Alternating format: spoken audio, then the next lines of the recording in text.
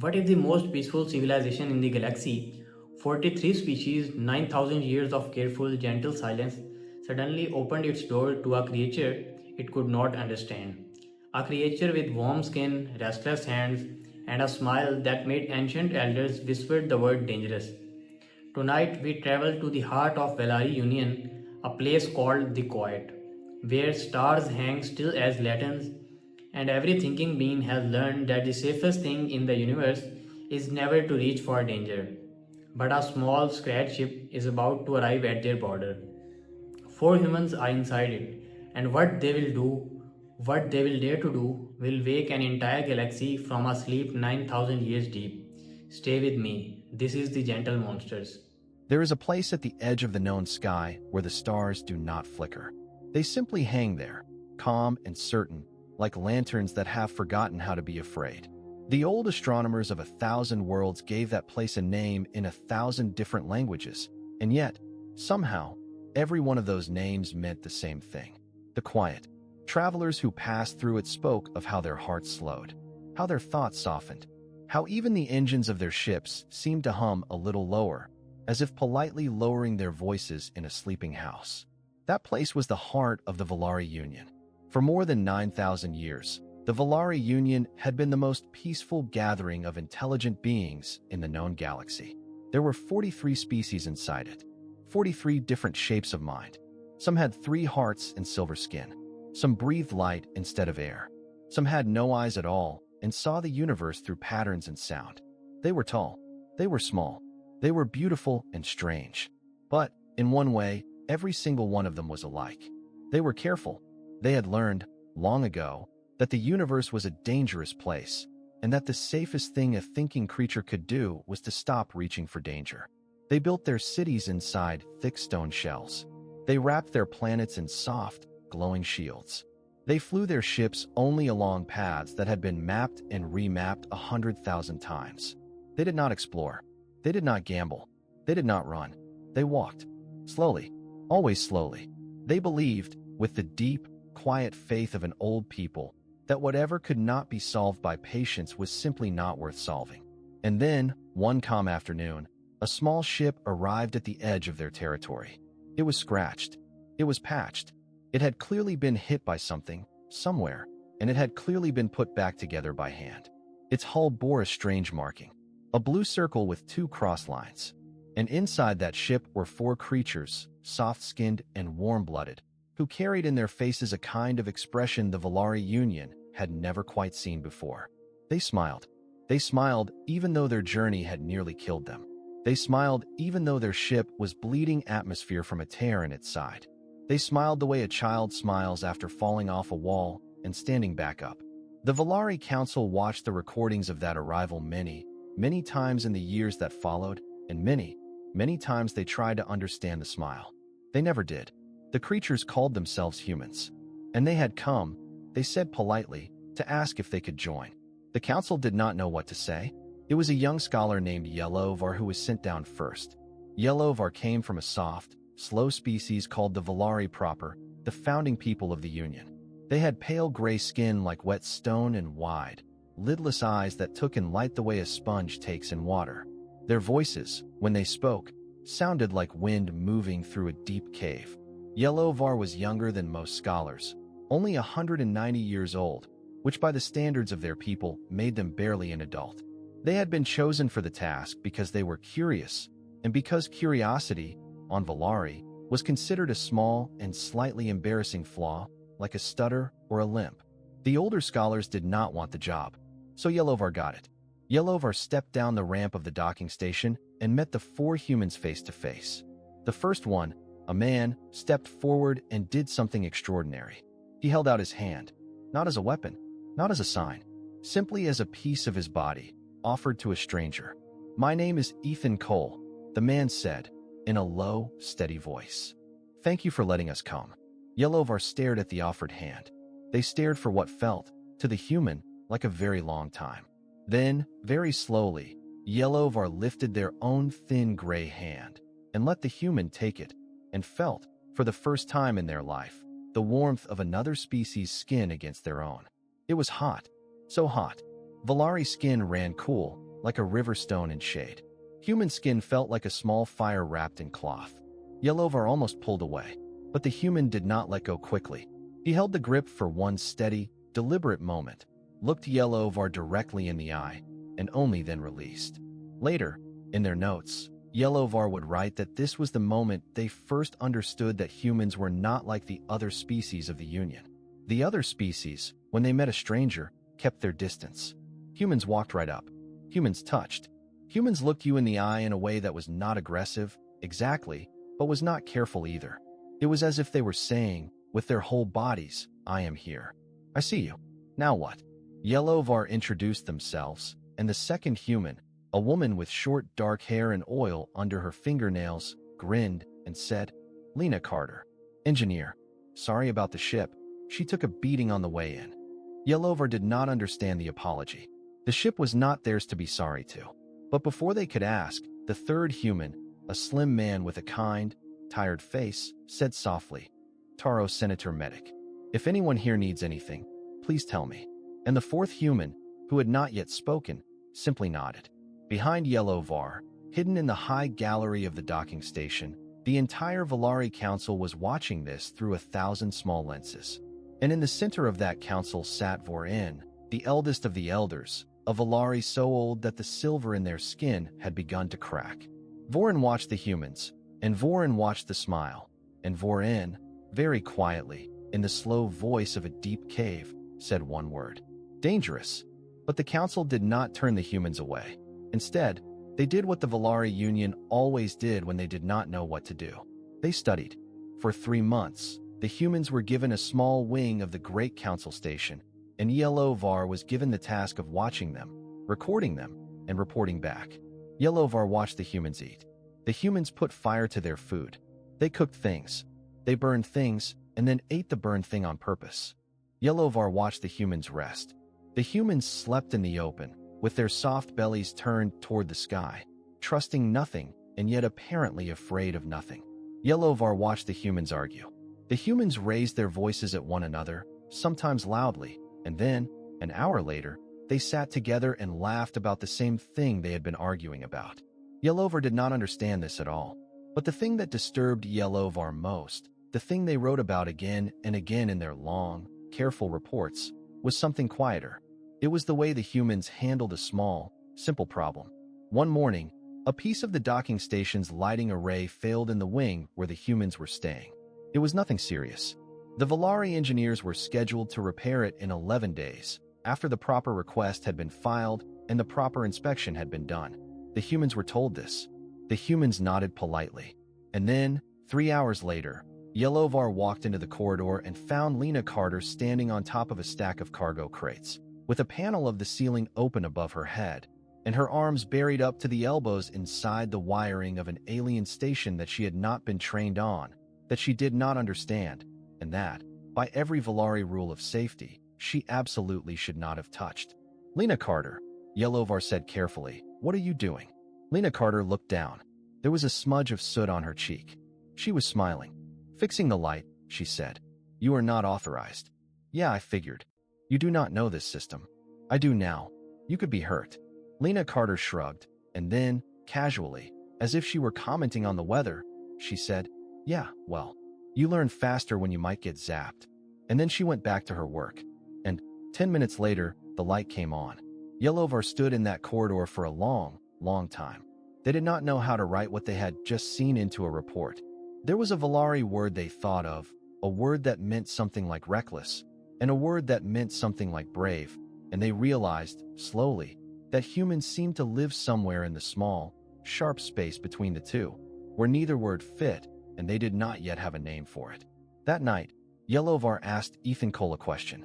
They had grown comfortable enough by then to ask questions directly. They sat across from him in the small, warm common room of the human wing, where the humans had put up images of their home world on the walls. Blue oceans, green forests, clouds. Ethan Cole, Yelovar said, I do not understand your people.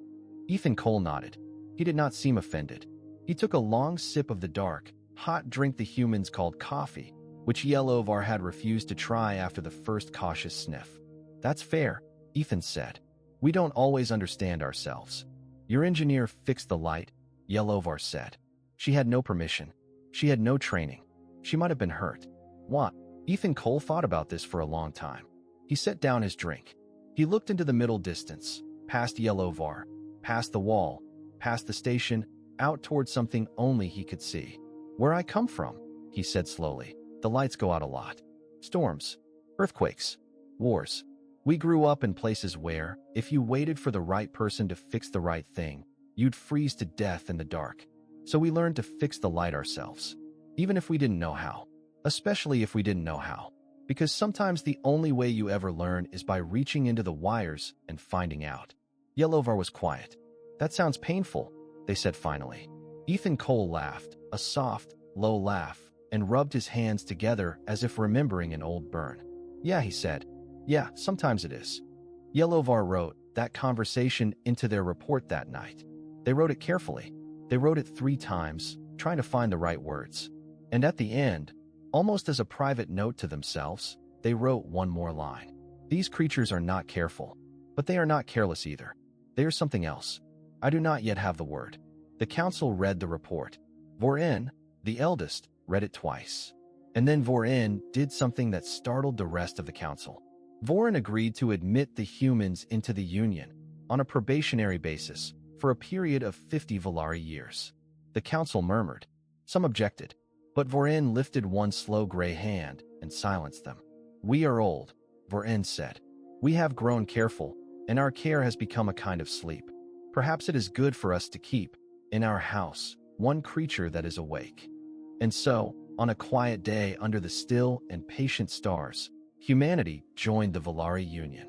But not everyone in the Union was glad.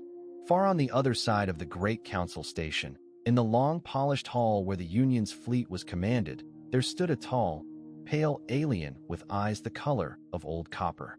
Their name was Rintal. They were the commander of the Union defense, which was a strange title, because the Union defense had not actually defended anything in almost 2,000 years. There had been nothing to defend against. The galaxy, in the careful Velari way, had been quiet for a very, very long time. Rintal had spent their entire life maintaining that quiet. They had risen through the slow ranks of the defense by being patient, by being correct, and, above all, by being safe. Rintal had never lost a ship. Rintal had never lost a soldier. Rintal had also never been in a fight, but in the Velari Union, that was considered the highest mark of skill, to never need to fight at all. When Rintal heard about the humans, Rintal frowned. When Rintal read Yelovar's reports, Rintal frowned harder. And when Rintal saw, on the council records, that the humans had been admitted, Rintal stood very still in their long polished hall for a long, long time. The council does not understand, Rintal said to no one, in the soft, cool voice of their species. They have invited a fire into a paper house. Beside Rintal, a much younger Velari was standing quietly. Their name was Kador. They were a new observer, freshly out of the academy, and this was their first assignment. Kador was small, even for a Velari, with bright clear eyes that had not yet learned to be old. Kador was watching the recordings of the humans on a side screen. The humans were laughing about something. Kador was tilting their head, the way a young animal tilts its head at a sound it has not heard before. Commander, Kador said softly, the fire is warm. Rintal turned their copper eyes on the young observer. Fire, Rintal said, is also how things burn. Kador did not answer. But Kador kept watching the screen, and on the screen, Lena Carter was now showing Taro-san something she had built out of spare parts, and Taro-san was laughing, a high, easy laugh, and Kador's small head was still tilted, and something in Kador's bright young eyes was, perhaps, beginning to wonder. For the first year, nothing went wrong. The humans were given a small colony world on the far edge of the Union, a place the Velari called Sinin, which meant something like the porch, the place outside the house where you put visitors who are not yet family. Sinin was a green and blue planet with 3 small moons and 1 stormy ocean and a sky that, in the evenings, turned the same gold as the inside of a candle. 3,000 humans were brought down to live there. They built houses out of wood and stone. They planted fields. They made children. They made noise. Yelovar visited Sinin often. They had become, almost without meaning to, the Union's expert on humans. They walked through human villages and watched human children chase each other through the long grass. They watched humans get hurt and laugh about it. They watched humans cry in public, openly, without shame, and then dry their eyes and go back to work. Yelovar learned, slowly, the strange and tangled rules of human kindness. The way a human would give the last of their food to a stranger and then complain about it for an hour afterward. The way a human would risk their own life to save a small, useless animal and then refuse to explain why. Yelovar began, at last, to feel the shape of the word they had been searching for. The word, they decided, was love. But it was a kind of love that was not soft. It was a love that fought. Ethan Cole, on Sinan, became the human ambassador to the Union. He spent his days moving between the human villages and the high cold halls of the council. He grew more tired. He grew more gray. But his smile, when it came, was the same. Lena Carter set up workshops on Sinan, and within months she was teaching young human engineers how to take apart Velari machinery and put it back together better than it had been before, which would have horrified any Velari engineer if any Velari engineer had ever bothered to come and look. Taro's son built a small clinic on Sinan and another, quietly, in the lower levels of the council station, where he treated alien patients who had been turned away by their own careful, slow-moving doctors. Some of those patients lived because of him. Some of them, by Velari law, should not have been treated at all because their conditions were considered hopeless. Taro's son treated them anyway. And out at the edge of the galaxy, far from any of this, far from the warm villages of Sinan and the polished halls of the council and the curious eyes of Yelovar, something else was beginning.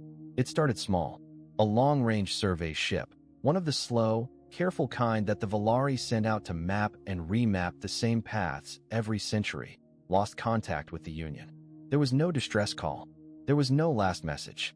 There was simply, in one moment, a ship, and in the next moment, no ship. Nothing. Not even debris. The Velari fleet noted this. They did not panic. Ships were lost sometimes, even careful ones. They marked the location and moved on. A month later, a small mining colony at the edge of the Union, a quiet rocky place full of very polite insectoid workers, simply went silent. The communication arrays stopped responding. The mining drones stopped reporting. When a Velari rescue cruiser arrived, 3 weeks after the silence began, they found the colony empty. Not destroyed. Empty. The buildings still stood. The lights were still on, in some of them. The food on the tables was still there, half-eaten in some places. But the people were gone. All of them. Every last one. And in the sky above the colony, the stars were wrong. A patch of sky, perhaps the width of a fingernail held at arm's length, had no stars in it. It was not dark. Darkness has a kind of color to it, a cold, deep blue, the color of space itself. This was not that. This was an absence, a hole in the universe. The Velari rescue cruiser pointed every instrument it had at that patch, and every instrument it had returned the same answer. Nothing. No light. No heat. No matter.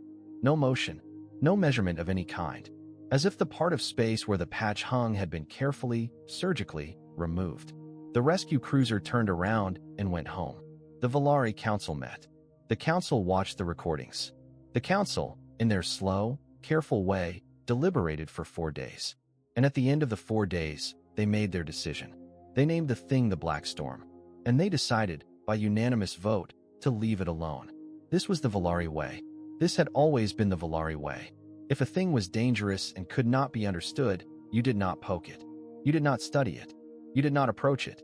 You drew a careful line around it on the map, and you taught your children never to cross the line, and you waited, patiently, for the universe to either explain the thing or forget about it. Most things, given enough time, the universe forgot. Vorin, the eldest, gave the decision in a slow voice that filled the great hall. The council bowed their heads in agreement. Rintao, the commander, bowed their head most deeply of all. And in the back of the hall, where the new probationary member states were allowed to listen but not to vote, Ethan Cole stood very, very still. He did not bow his head. When the council adjourned, Ethan Cole walked out of the great hall, and Yelovar, who had been watching him, hurried to catch up. They found him in the long, curving corridor outside, standing at one of the great windows that looked out into the calm and patient stars. His hands were on the railing. His knuckles were white.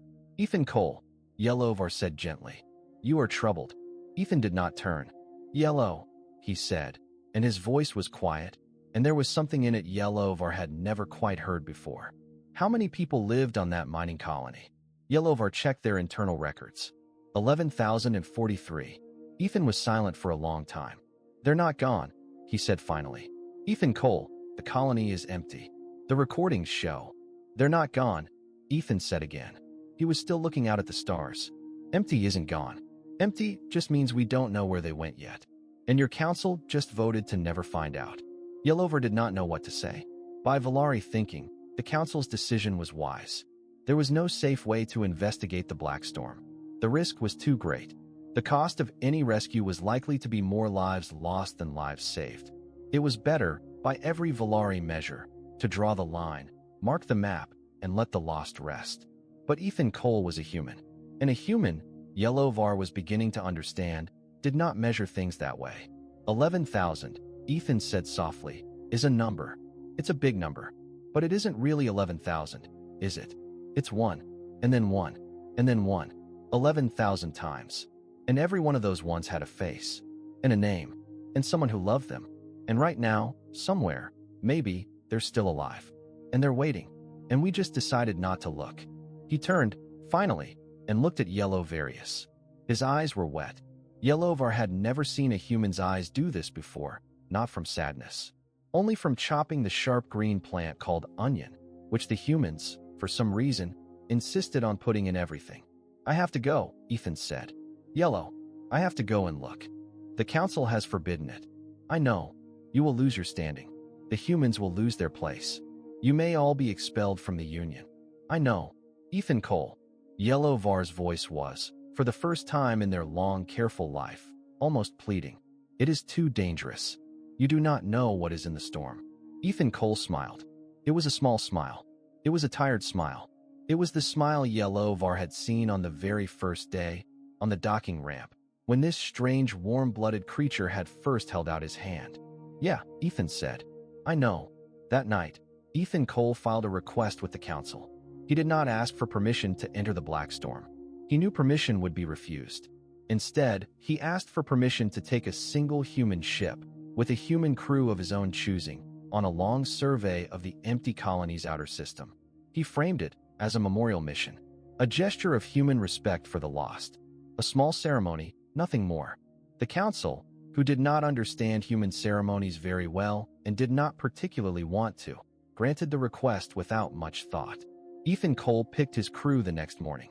He picked Lena Carter because there was no engineer in the galaxy he trusted more, and because, if anything was going to keep a ship alive inside the Black Storm, it would be Lena Carter and her oily fingernails. He picked Taro's son because if there were survivors to be found, they would need a doctor, and because Taro's son was the kind of doctor who would crawl across broken glass to reach a stranger. And then, after some thought, he asked for one more passenger. He did not ask for a human. He went to Yellowvar, in the small quiet office where Yellowvar did their reading, and he closed the door behind him, and he said, very simply, come with us. Yellowvar stared at him. Ethan Cole, I am not a soldier. I am not an engineer. I am not a doctor. I would be of no use to your mission. That's not why I'm asking. Then why? Ethan sat down across from them. He folded his big, warm hands on his lap. Because if we find what I think we're going to find, he said, the council won't believe a human. They never do. But they'll believe you. They'll have to. And maybe, just maybe, after this, they'll start listening to people like me before another colony goes quiet. Yellowvar was quiet for a long, long time. In their long, careful life, Yellowvar had never broken a rule. They had never disobeyed a council. They had never crossed a line drawn on a map. They had been raised in the Velari way, the slow, patient way, and the slow, patient way had made their people the longest-lived civilization in the known galaxy. But Yellowvar had also held a human hand on a docking ramp. Yellowvar had watched a woman fix a light she should not have touched. Yellowvar had heard a quiet man say, I have to go and look. And Yellowvar, in the deepest part of themselves, in the part they had never quite admitted existed, had been waiting for a very long time, for something to be worth being awake for. I will come, Yellowvar said. Ethan Cole reached across the table and held out his big warm hand. and after only a very small hesitation, Yelovar took it. 3 days later, a small patched human ship called the Resolute lifted off from Sinan on a quiet, ceremonial mission to honor the lost colony of the Outer Mines. The council, busy with other careful business, did not watch it go. Rintao, the commander, did note its departure, but the flight path was approved, and the request had been filed, and there was nothing, by Velari rule, to object to. But K-Dor, the young observer with the bright, clear eyes, who had been watching the humans on a side screen for a long time now, watched the Resolute lift off. And K-Dor, very quietly, in the soft, cool voice of their people, said something to themselves that they would not have said aloud in front of the commander. "Go and look," K-Dor whispered. "Please, go and look." So here we are. Ethan Cole has offered his hand. Lena Carter has fixed a light she had no permission to touch. Tarosan has treated patient his own laws would have let die. And the young scholar Elovar has begun to suspect that humans are neither careless nor cruel. They are something the Velari language has no word for. But out at the edge of a galaxy, 11,043 souls have vanished into a patch of sky with no stars. The council has voted to look away. Ethan Cole did not bow his head, and now, with Elovar beside him, the pad ship Resolute is turning toward the dark. What is waiting inside the black storm, and what kind of creature walks willingly into a place that swallowed our colony without a sound? The Resolute climbed up through the warm gold sky of Sinan. It passed the 3 small moons. It crossed the long dark space between the inner worlds and the outer worlds. And on board, in the small warm cockpit, Ethan Cole and Lena Carter and Taro Sun and Elovar sat together, for creatures from 2 very different worlds, and watched, on the long-range scanner, a small patch of the universe that had no stars. It was waiting for them. It had been waiting, perhaps, for a very long time. And as the Resolute began the slow turn that would carry it toward the empty colony, and toward the absence in the sky beyond, Yelovar, who had spent their whole life writing careful reports about things they did not yet have the words for, looked at the patch on the scanner, and felt, for the first time in their 190 years, a feeling they had read about in human stories but never expected to feel themselves. They felt their heart begin to beat faster. Not from fear exactly, from something else. They did not yet have the word. But Ethan Cole, in the seat beside them, looked over and saw Yelovar's gray hand pressed against their own chest, and Ethan Cole smiled the small tired smile and said softly, "Yeah, that's what it feels like." Yelovar nodded slowly. "What is it called?" they asked. "Being alive," Ethan said, and the Resolute flew on into the dark. The empty colony was worse than the recordings. The Velari rescue cruiser had filmed it from orbit, and from orbit it had looked merely strange. Strange in the way that a familiar room looks strange when all the furniture has been moved 1 inch to the left. But the Resolute did not stay in orbit.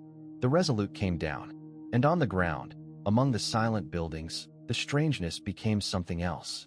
Something heavier, something that pressed against the skin. Lena Carter was the first one out. She walked across the empty plaza, her boots crunching on the fine red grid of the colony's surface, her tools slung across her back.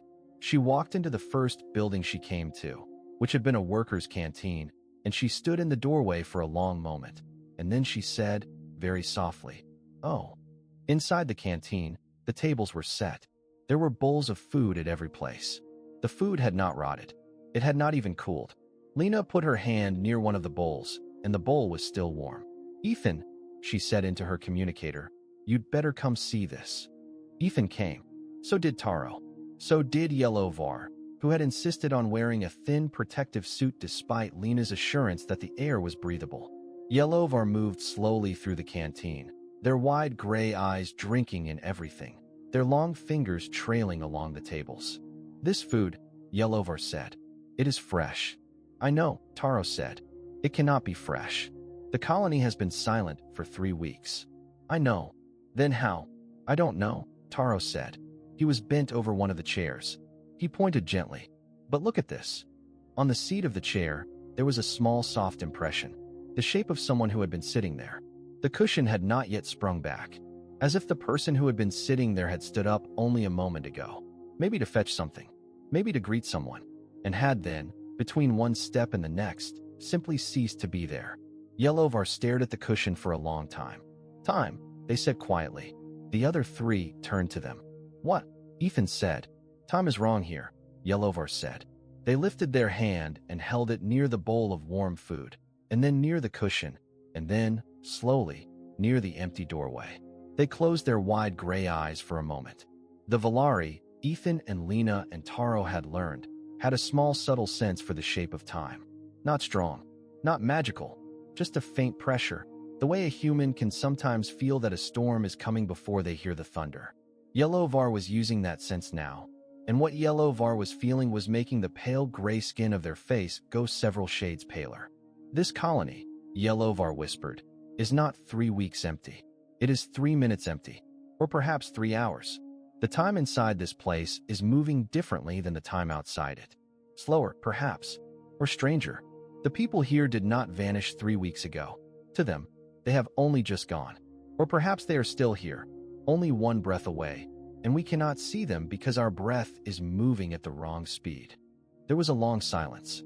Lena, Ethan said, yeah, get the ship's clock readings. Compare them to the colony's clocks. On it, Lena ran out, fast.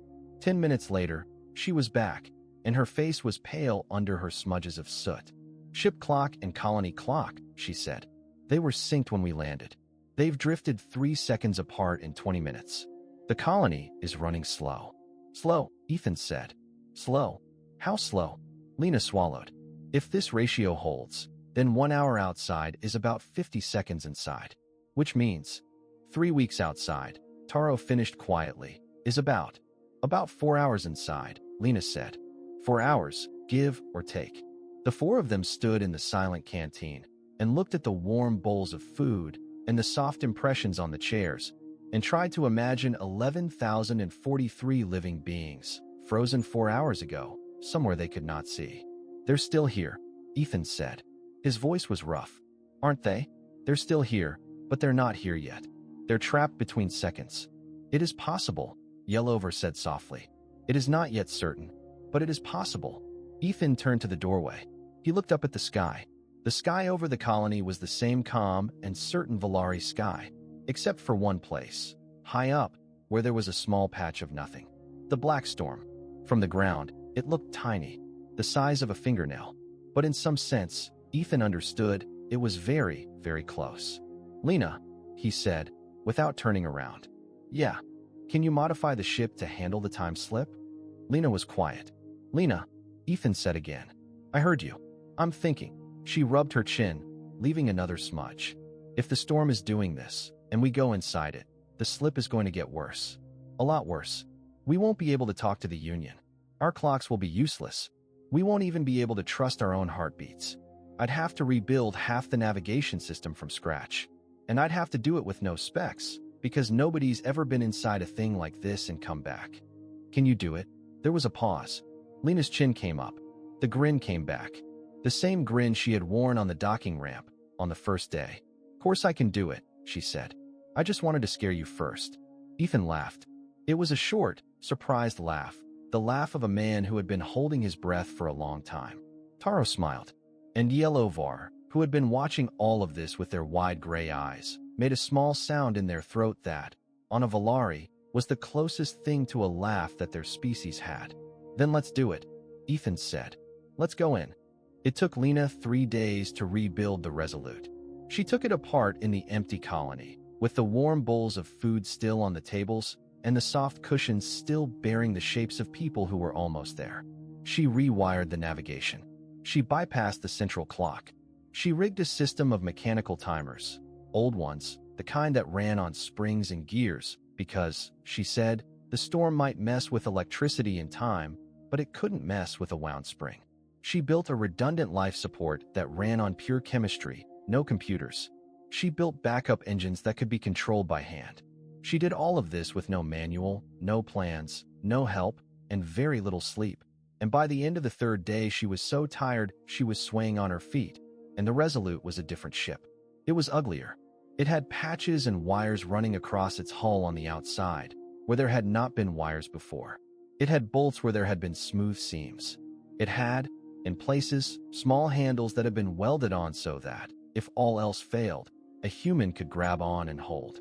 Yelovar looked at it and did not know what to think. It does not look safe, Yelovar said. It isn't safe, Lena said cheerfully, wiping her hands on a rag. But it's safer than what we had, which is the only kind of safe that exists, by the way. There's no such thing as safe. There's only safer than the other thing. Yelovar made a small note of this. It went into their report, later, as one of the most important things they had ever heard a human say. On the morning of the fourth day, the four of them stood at the foot of the patched-up Resolute, and Ethan Cole looked up at the sky, where the small fingernail of nothing was still hanging high above the empty colony. He took a long breath. He looked at his crew. Last chance, he said. If anyone wants to stay, the colony's safe enough. The Union will pick you up eventually. Lena rolled her eyes. Taro shook his head. Yelovar, very slowly, lifted their gray chin. I came to look, Yelovar said. I will look. Ethan smiled. And then they all climbed into the ship, and Lena sealed the hatch, and the Resolute, lumpy and patched and stubborn, rose up through the calm sky of the empty colony, and turned its scratched nose toward the small patch of nothing, and went in. Inside the black storm, there were no stars. That was the first thing. It was not dark. Darkness, as Yelovar had once thought, has a color. This place had no color. It had no shape. It had no direction.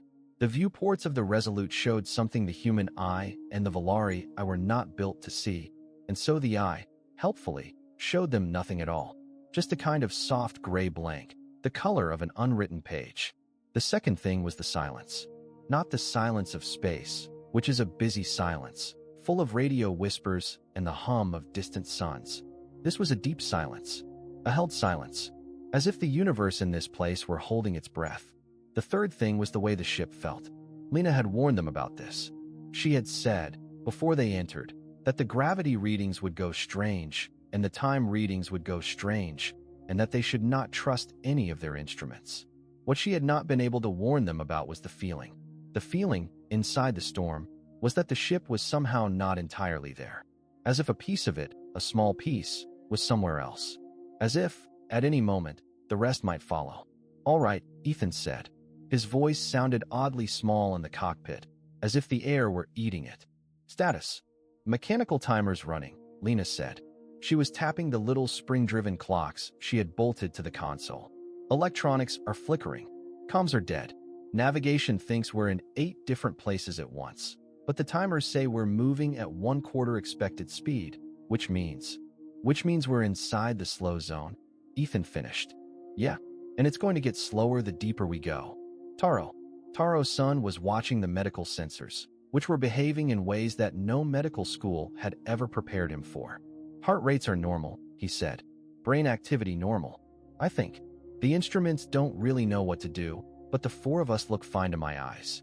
Yelovar, are you all right? I am, Yelovar said. They were watching the gray blank outside the viewport with a kind of fascination. I feel as if I am being looked at by something very large and very patient. The other three were silent. Yeah, Ethan said quietly. I feel that too. The Resolute pushed deeper. The gray outside the viewport did not change. It did not get darker or thicker or stranger. It simply continued, exactly as it had been, the way an empty page continues no matter how far you walk across it. The mechanical timers ticked. The springs unwound. Lena had built them to ring a small bell every hour, so that the crew would have some marker of passing time, and the bell rang, once, sweet and small, and then again, and then again. After the third bell, Yelovar spoke. There is something ahead, they said. The other three looked at the navigation display, which was useless, and then at the viewport, which was empty, and then at Yelovar. How do you know? Ethan asked. I do not know how I know, Yelovar admitted. But I know. Ethan trusted the Velari sense. He had learned, over the past year, that Yelovar was not a fanciful creature. If Yelovar said there was something ahead, there was something ahead. Lena, he said, slow us down. Manual. On it. Lena pulled the manual throttle, the new one she had welded on top of the broken electronic one, and the Resolute, with a soft mechanical groan, eased its speed. The bell rang again. And then, slowly, the gray outside the viewport began to change. A shape appeared. It was vast. It was so vast that, at first, none of them could see it as a shape at all. It was simply a darker patch in the gray, and the darker patch went on and on and on, in every direction, until they realized that the darker patch was not a thing in the gray. The darker patch was the gray, organized. The gray, paying attention. It was looking at them. The storm was looking at them. Taro made a soft sound in his throat. Lena's hands were very still on the throttle. Yellow Var was sitting up very straight, their wide eyes wider than ever. And Ethan Cole, slowly, very slowly, did something that none of them expected. He stood up. He walked to the viewport. He pressed his hands flat against the cool surface. And he looked into the great, vast, patient thing on the other side of the glass. And he spoke. "Hello," he said. The storm did not answer. Not in words.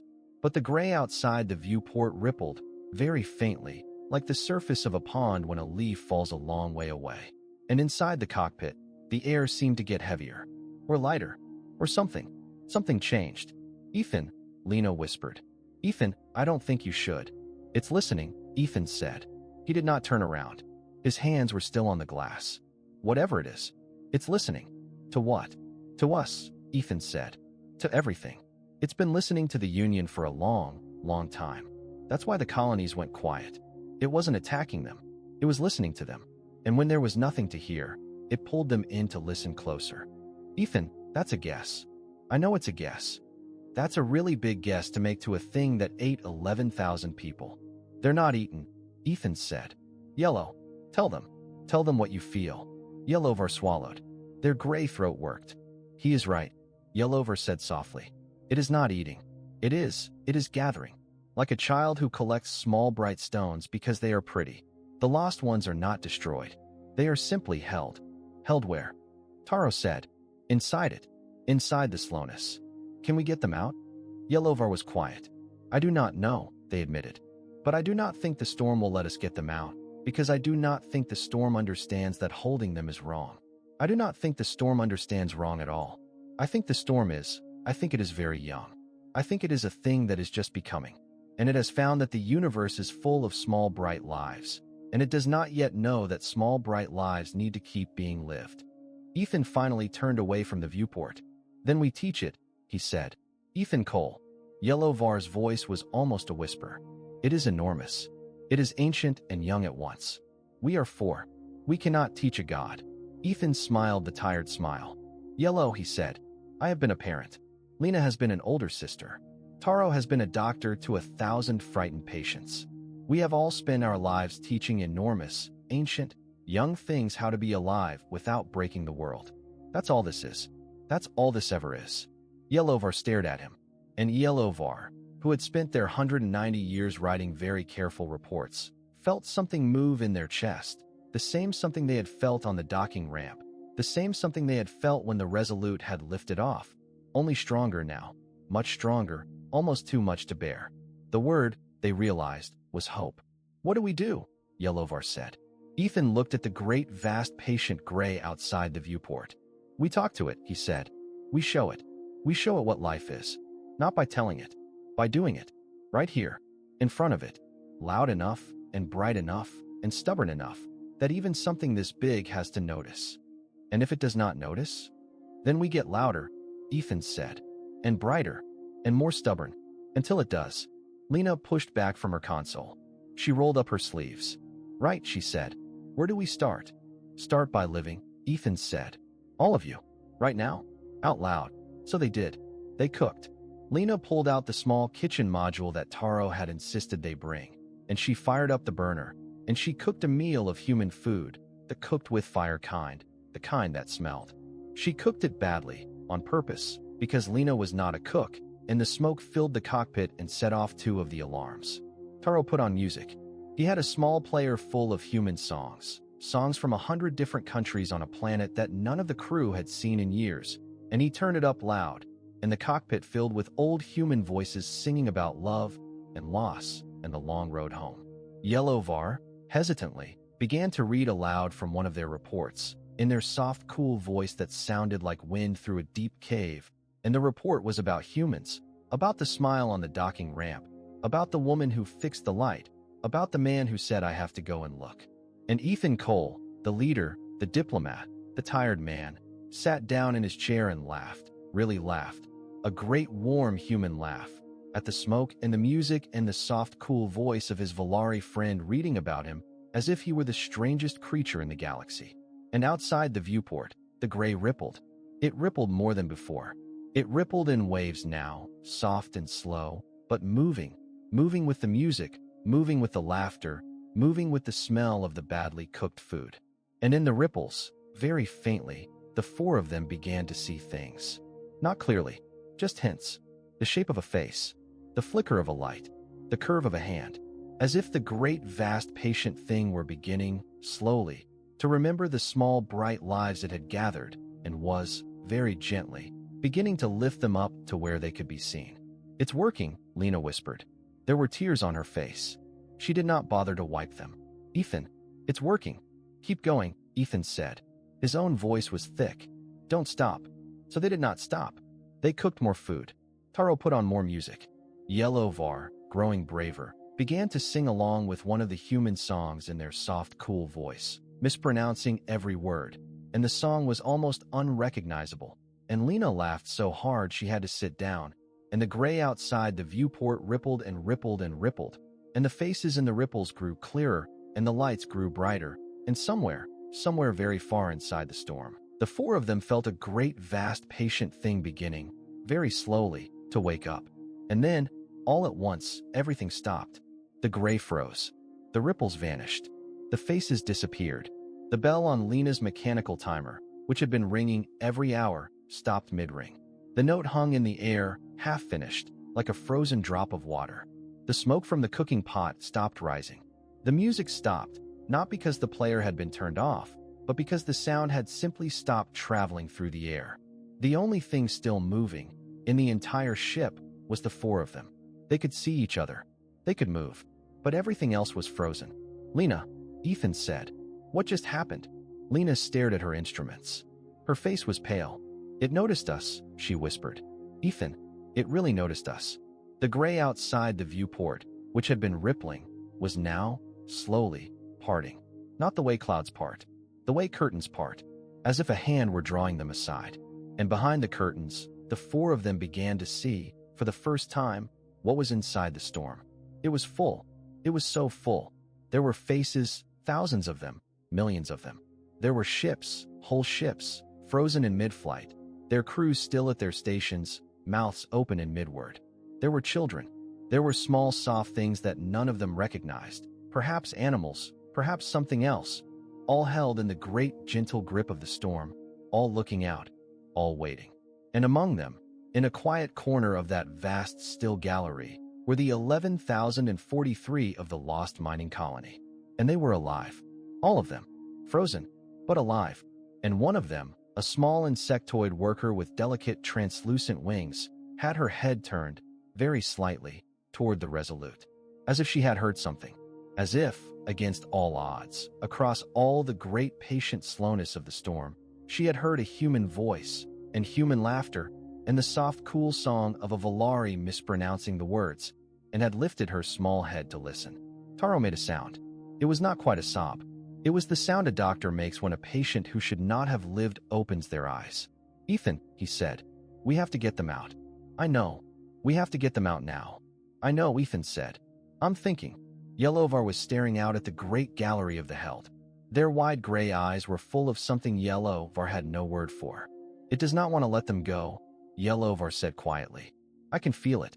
It loves them. In the only way it knows how. It has gathered them, and it is keeping them, the way one keeps a pretty stone in one's pocket. It does not know that they are dying of being kept. Then we have to make it know," Ethan said. "How?" Ethan looked at the small insectoid worker with the slightly turned head. He looked at the 11,043. He looked at all the millions, all the held, all the gathered, all the small bright lives stopped in the great patient slowness.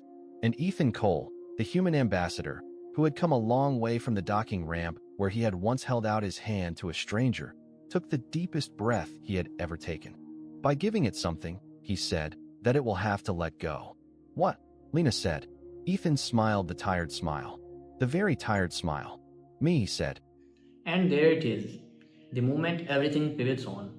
Inside the storm, the crew of the Resolute has discovered something no one expected. Not a monster, not a weapon. A vast, patient, ancient yet newborn thing that gathers small bright lives the way a child collects pretty stones. The 11,000s are not dead, they are held, frozen between seconds, loved in the only way the storm knows how to love, by keeping. Ethan, Lena, Taro, and Elovar cooked and sang and laughed until the great grey. Thinking began to wake, but now it has noticed something. And Ethan Cole has spoken the one word no one wanted to hear: me. He will walk into the gallery of the held. He will try to teach a god the hardest lesson any parent ever learns, that letting go is also love. Will the storm understand? Will Ethan come back? There was a silence in the cockpit that was, somehow, even deeper than the silence of the storm. No, Taro said. Ethan, no. Hear me out. No. Taro, hear me out. The storm is gathering things because it doesn't understand that they need to keep moving. It thinks holding them is love. The only thing it's never seen is something walking out of its hand on purpose. Something choosing to leave. Something showing it that letting go is also love. Ethan, if I walk in there, Ethan said, and I walk back out, with one of them in my hand, then the storm will see. It will see that the small bright lives are not stones. They are birds. And birds have to be let go. Ethan, Lena's voice was very small. What if it doesn't let you back out? Ethan looked at her. He looked at Taro. He looked, longest of all, at Yelovar, his strange gray friend, who had crossed every line they had ever been taught to honor, to come and stand beside him in this place. Then you tell the council what you saw, he said softly. All of you. You go home, and you tell them, and you make them understand. That's why I asked Yellow to come, so they would have to listen. Yelovar's mouth opened, closed, opened again. Ethan Cole, Yelovar said, and their voice was shaking, in a way that no Velari voice had perhaps ever shaken before. I cannot let you do this. You can't stop me, Yellow. I can. I can speak. I can convince the storm. I can. Yellow. Ethan crossed the cockpit. He took Yelovar's thin gray hands in his big warm ones. He held them, the way he had held Yelovar's hand on the docking ramp, on the very first day, but tighter now. Much tighter. Listen to me. The storm doesn't understand words. It understands actions. It has to see somebody do this. It has to see somebody walk in and walk back out, on purpose, with a life in their hand. And the only one it will believe is somebody who wasn't already inside it. Somebody who came in from outside and went deeper by choice. That has to be me. I'm the one who started this. I'm the one who said, let's go and look. Let me finish it. Yelovar was crying. They had not known they could cry. Velari did not cry. Velari did not have the right glands. And yet, somehow, two thin clear tears were sliding down their pale gray face, and Yelovar did not bother to wipe them. I will tell them, Yelovar whispered. I will tell the council everything. I will tell them what humans are. I will not let them forget. I know you will, Ethan said. He let go of Yelovar's hands. He turned to Lena. Get the suit ready, he said.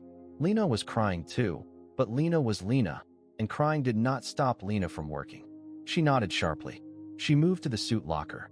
She began to prepare the long, thin protective suit that humans wore for spacewalks, the same kind she had patched 100 times, the same kind that had carried Ethan across the hulls of a dozen broken ships in the early years, when humans had been new to the Union and everything had been broken. Taro, Ethan said. Yeah. When I bring her out, you'll have about 10 seconds before she goes into shock. Time slip is going to hit her hard. Be ready. I'll be ready. Good. Ethan turned, finally, back to the viewport, to the great gallery of the held, to the small insectoid worker with the slightly turned head, who was, perhaps, the first being in 11,043 to have heard the sound of someone coming for her. Hey, Ethan said softly to the storm. Big guy, I see you. I see what you've been doing. And I'm not mad. You didn't know, but I'm going to show you something now. I'm going to walk in, and I'm going to walk out with one of yours. And I need you to watch. I need you to really, really watch. Outside the viewport, the great vast patient thing seemed, very faintly, to lean closer. Good, Ethan said. That's good. That's good, big guy. You watch. He turned back to the suit locker, where Lena was holding open the suit, and he began, calmly, methodically, to put it on. It took him 20 minutes to suit up. He was thorough. He was careful. He was, Yelovar noted in a part of their mind that was still a scholar even now, every bit the patient, deliberate creature that the Velari prided themselves on being. The humans, Yelovar realized at last, were not careless. The humans were enormously, painfully careful. The difference was simply this. The Velari, when faced with danger, were careful in order to avoid it. The humans, when faced with danger, were careful in order to walk straight into it and come back out. Ethan walked to the airlock. He turned. He looked at the three of them. "If I'm not back in 10 minutes, he said, "you go home. All of you. No arguments." "Ethan." "No arguments, Lena." Lena nodded, jaw tight. "Taro, take care of them. Both of them. Especially Yellow. They're going to have a long road home." "I will." "Yellow." Ethan smiled the small tired smile, one last time. "Tell the council that humans are not monsters. Tell them. Tell them we're just people. Loud, messy, scared people. Same as them. Just a little less afraid of being scared." "I will tell them," Yelovar whispered. "Good. Open the lock, Lena." Lena opened the lock. Ethan stepped inside. The inner door sealed. The four of them stood there, frozen, as the outer door cycled open, and a man in a thin-patched human spacesuit stepped out into the great vast still gallery of the storm and walked, slowly and deliberately, toward a small insectoid worker with delicate translucent wings, whose head was turned slightly, as if she had heard, against all odds, the sound of someone coming. He reached her. He bent down. He spoke to her, though his voice could not be heard inside the ship, and the insectoid worker's small, frozen eyes, very slowly, blinked. She had been gone for 3 weeks. To her, it had been less than an hour. And in that hour, somehow, a man had appeared in front of her in a thin-patched suit, with his hand held out, the same way, perhaps, his ancestors had once held out their hands on a docking ramp, far away, on a much smaller scale, but with the same patient, steady warmth. She took his hand, and Ethan Cole, the first human ambassador to the Velari Union, turned with the small insectoid worker beside him, and began the long, slow walk back to the airlock of the Resolute. Behind him, the great vast patient thing watched. It watched, and the 4 people inside the ship watched, and the millions of held faces watched, and the universe itself, perhaps, watched. And as Ethan walked, with the small worker's hand in his, the gray began to ripple again. Faster, much faster. The ripples spread out across the gallery, and the held faces, one by one, began to lift their heads, to turn their eyes, to remember, perhaps, that they were small bright lives, and that small bright lives were meant to keep being lived. The storm, very slowly, was beginning to understand. Ethan reached the airlock. He stepped inside. He pulled the small worker in beside him. The outer door began to close. And then, just as the outer door was sealing, the great vast patient thing reached out. Not in anger, not in malice. The way a child, watching its favorite toy being taken away, simply reaches. The gray outside the airlock thickened. It pressed. It clung. And the outer door, half closed, halted, and began, very slowly, to creak the wrong way. "No," Ethan said, inside the suit. "No, no, no, big guy, come on. We talked about this. Watch. You watch." He turned. He pulled the small insectoid worker close to him, into his arms, and he held her there, gently, and he looked out into the gray, where the great vast patient thing was, and he said, with all the breath in his lungs, "Watch. I am letting her go, and she is still mine, and I am still hers, and nothing is lost. Watch." And then, with his other hand, he reached up, and he punched the manual override, and he let the airlock close on his own arm. The pressure differential snapped. The seal locked. The outer door slammed shut. Ethan Cole staggered backward into the airlock, holding the small worker tight to his chest with one arm, the other arm hanging strangely, broken, but still attached, still his. And outside, in the great gallery, the gray rippled and rippled and rippled, in waves so deep that the held faces began to rise, all of them, all the millions, lifting up like dust in a sunbeam, beginning, at long, long last, to come home. Inside the inner door, Lena cycled the lock. Taro was already standing there with his medical bag open. Yelovar was holding the wall to keep from falling over. The inner door opened. Ethan stepped through with the small insectoid worker in his arms, and he laid her, very gently, on the cockpit floor, and he sat down beside her, and he took off his helmet, and he looked up at his friends with his big, warm, tired face, and he smiled. "Told you, big guy," he said softly to the air. "Told you it'd work." And then his eyes rolled back, and he passed out, with his good arms still around the small insectoid worker, who was beginning, slowly, to breathe again. Taro went to work.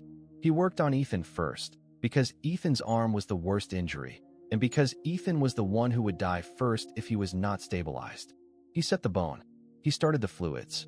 He dosed the painkiller. Then he turned to the small insectoid worker, who was, by every law of biology Taro's son had ever studied, a creature he was not qualified to treat. He treated her anyway. He found the slow flutter of her wing pulse. He found the small chemical patterns of her shock. He worked. He kept working. He had not slept in 2 days, and he did not stop. Lena, meanwhile, was at the controls. The gray outside the viewport was no longer gray. It was getting brighter. Streaks of color were beginning to appear. Pale gold, soft blue, the colors of a sky that was, very slowly, remembering itself. "Comms are coming back," Lena reported. Her voice was tight. "Slow, very slow. The storm is, I don't know, loosening, maybe, letting us out." Yellowvar was kneeling on the floor beside Ethan. They were holding his good hand. They were doing it without thinking. They had never held a human hand for this long in their life, and they did not let go. "He is alive," Yellowvar said softly, mostly to themselves. "He is alive," Taro confirmed. "He'll need surgery on that arm, but he'll keep it. He'll be fine. Well, as fine as Ethan ever is." Lena laughed, a wet, choked laugh. Yellowvar made the small Velari laugh sound, the one that was barely a laugh at all, and that, today, was the most beautiful sound in the cockpit. "Lena," Yellowvar said, "how long until we are out?" "Hard to say. Time's still funny. Could be minutes. Could be hours. The storm is, it's deciding."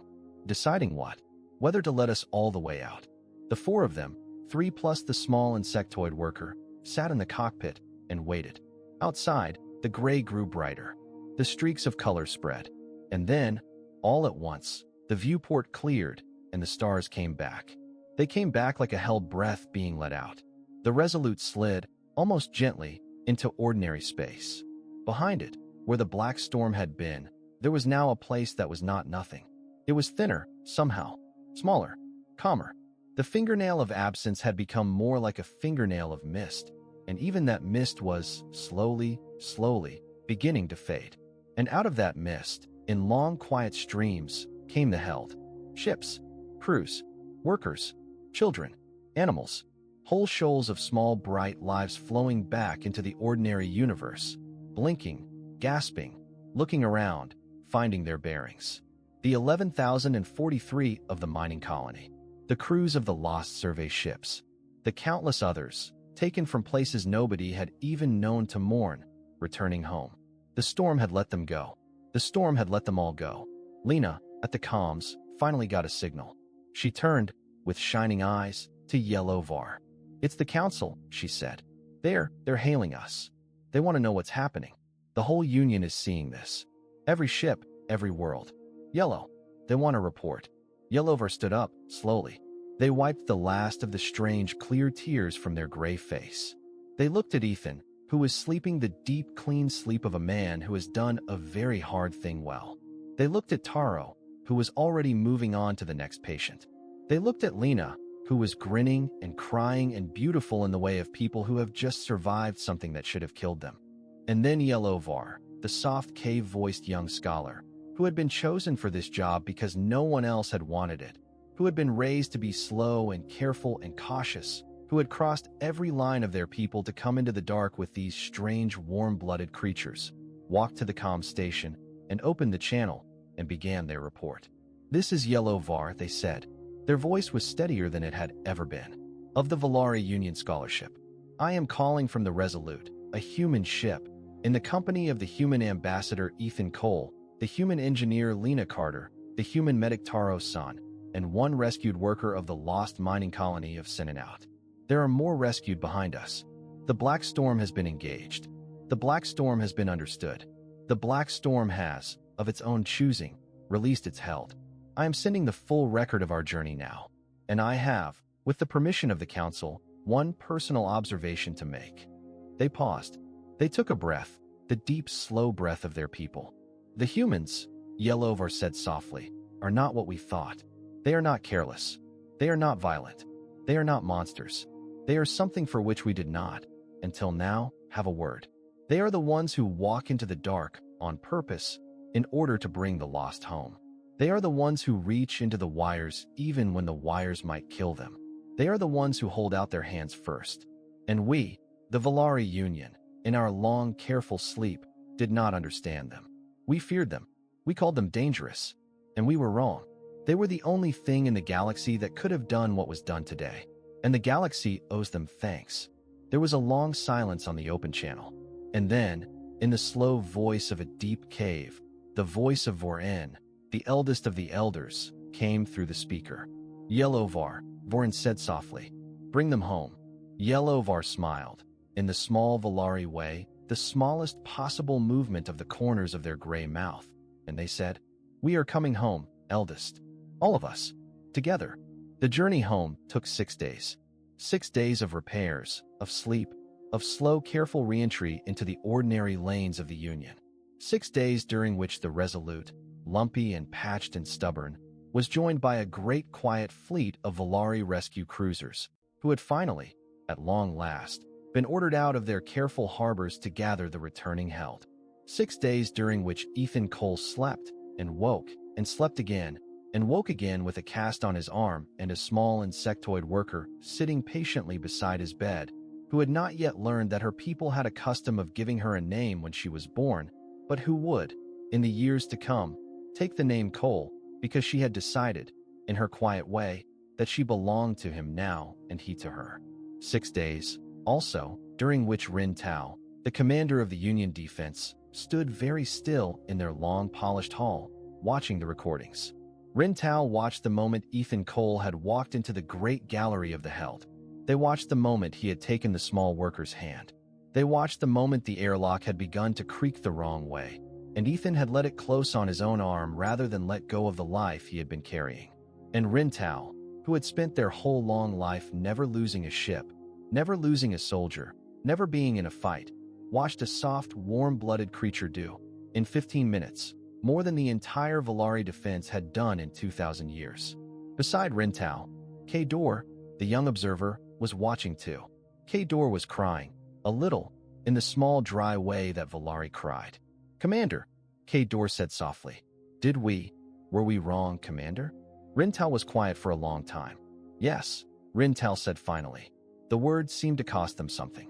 They turned their copper eyes on the young observer, and there was, in those copper eyes, something that had not been there before. Something almost soft. Yes, K-Dor, we were wrong. What do we do, Commander? Rin Tao looked back at the screen, where the small insectoid worker was sitting beside the sleeping man, holding his good hand, the way he had once held yellow vars on a docking ramp. We learn, Rin Tao said. When the Resolute finally came home, the entire council station turned out to meet it. It was a strange sight, by Velari standards. The Velari did not, as a rule, gather. They preferred small, careful meetings, in soft, cool rooms, with not too many people. But on the day the Resolute returned, the great docking arc of the council station was lined, end to end, with thousands of beings of every species in the Union. They were silent. They were watching. They had come, in their slow, careful way, to see, with their own eyes, the 4 creatures who had gone into the dark and brought the lost home. The ramp lowered. Ethan Cole came down first, his arm in a cast, his face tired but smiling the small, tired smile. Lena followed, oily and grinning. Taro followed, a doctor's bag still over his shoulder. And Yelovar followed last, walking slowly, because they were tired, and because they wanted to remember every step of this. And then, behind them, came the small insectoid worker, with her translucent wings folded neatly behind her, and her small head held high. The crowd parted to let them through. At the foot of the ramp, Vorin, the eldest of the elders, was waiting. So was Rin Tao. So was K-Dor, the young observer, who was, very quietly, smiling. The whole council was there. The whole union was there. And Voren, in the slow voice of a deep cave, spoke the formal words of welcome that had not been spoken to a human since the very first day, when Ethan Cole had stood on a ramp very much like this one, and had held out his big warm hand to a stranger, and had said, simply, please. Ethan Cole, Voren said. Lena Carter. Taro Senator, Yellow Various. The Velari Union welcomes you home. Ethan Cole, with his good arm, lifted his hand to his head in the human gesture of respect, and then, slowly, deliberately, he held that same hand out, palm up, to the eldest of the elders, the way he had once held it out to Yellow Var. Voren looked at the offered hand for a long, long time. The whole union held its breath, and then Voren, who was 970 years old, and had perhaps never in their long life touched another species with the bare flesh of their hand, reached out, slowly, with one thin gray hand of their own, and they took Ethan Cole's hand in theirs, and they held it, the way Yellow Var had once held it, and they did not let go quickly. Thank you, Voren said softly. Ethan Cole, thank you. The crowd, for the first time in the recorded history of the Velari Union, made a sound. A great long sound. A sound made up of 43 different kinds of voice, all rising at once, in a soft wave of something like cheering, something like crying, something like a people that had been asleep for a very long time. Finally, beginning to wake up. In the years that followed, much changed. The Velari Union no longer drew lines on its maps and called them safe. Where there were dangers, the Union now sent ships. Where there were lost, the Union now sent searchers. Where there were storms, the Union now sent humans and Velari and members of all 43 species, side by side, to face them together. Some of those missions failed. Some of those missions cost lives. But the lives that were saved, the lost that were brought home, the small bright lives that were kept being lived, came to outnumber the cost 1,000 to 1. And the careful, slow Velari, who had once measured a life by its safety, learned, slowly, the human measurement, which was that a life is measured by what it reached for. The black storm itself did not entirely disappear. It became smaller. It became calmer.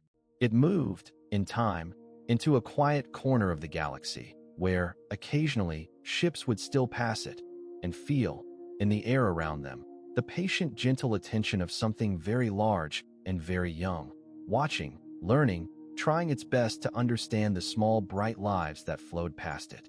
Some of those ships, on purpose, slowed down as they passed. Some of them played music. Some of them sent recordings of laughter, and of children, and of badly cooked food. The storm, by all reports, seemed to enjoy these very much. Ethan Cole became, in time, something more than an ambassador. He became a teacher. He traveled the Union. He visited the careful, soft worlds of the old species, and he taught them, slowly and patiently, the strange, tangled rules of human kindness. Some of them learned. Some of them did not.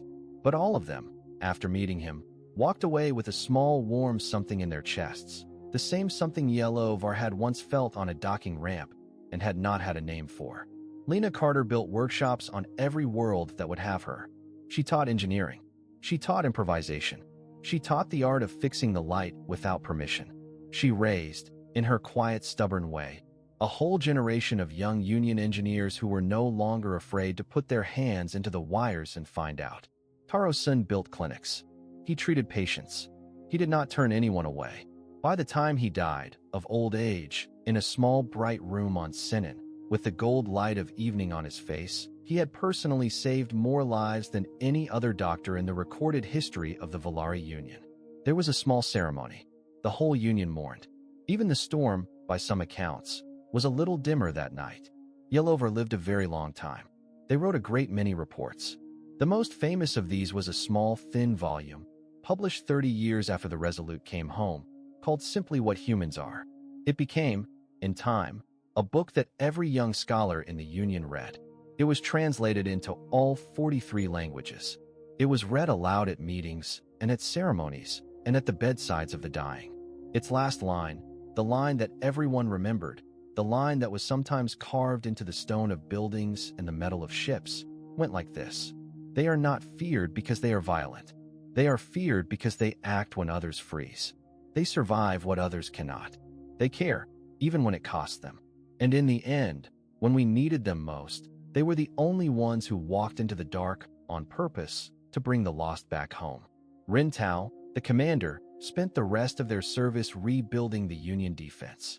They rebuilt it not as a wall, but as a hand that could reach, that could help, that could, when needed, hold on. Rin Tao made many mistakes in this work and learned from each of them, and grew, in their long, patient way, into something more than a careful officer. They became, in time, the best commander the Union had ever had. When they retired, Kador, the bright young observer, took their place. Kador was a different kind of commander. Kador was not afraid of the small, bright lives. Kador sent the ships out. Kador sent the searchers. Kador, when faced with a choice between the safe path and the loud, messy, scared path of doing the right thing, chose the loud, messy, scared path almost every time. The Union, under Kador, did not always succeed. But the Union, under Kador, was awake. And on a quiet evening, many years after the Resolute had come home, Ethan Cole, an old man now, with white in his hair and a long scar on his arm, sat on the porch of a small house on Sinan and watched the sun go down over the long blue sea. Beside him was Yellow Var, very old now, their gray skin nearly silver, their wide eyes calm and tired. Beside them was the small insectoid worker, also old in her own way, her translucent wings folded neatly behind her, who had taken the name Cole and had, over the years, become like a daughter. Beyond them, in the long grass of the front yard, two small grandchildren of Lena Carter were chasing each other in the gold light, laughing the loud, bright laughter of small, bright lives that would, God's willing, keep being lived. Yellow, Ethan said quietly. His voice was old now, but the smile was the same. Do you remember the docking ramp? I remember, Yellowvar said. You almost didn't take my hand. I almost did not. What changed your mind? Yellowvar thought about this for a long time. The sun slid down toward the sea. The grandchildren laughed. The small insectoid worker, between them, made the soft chirping sound that was, in her language, the sound of contentment. I think, Yellowvar said finally, I was very tired of being asleep. Ethan smiled. The small tired smile. The very old smile. He reached over, with his good hand, and took Yellowvar's thin silver hand in his. He held it the way he had held it on the very first day. He did not let go quickly.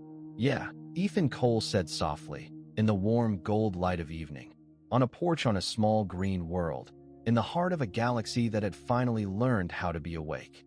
Yeah, my friend. Me too. A story that begins on a docking ramp with one warm hand held out to a stranger ends on a porch in the gold light of evening with that same hand still holding on. The Velari called humans dangerous. They were right. Humans are dangerous to silence, dangerous to lines drawn on maps, dangerous to the comfortable sleep of those who have forgotten how to reach. But that danger has another name: the courage to fix the light without permission, to walk into the dark on purpose, to bring the lost ones home. So remember Lena with her arms in the wires. Remember Ethan letting the airlock close on his own arm. Remember Elowar finally feeling their heart began to beat. We are not here to be kept, we are here to be lived.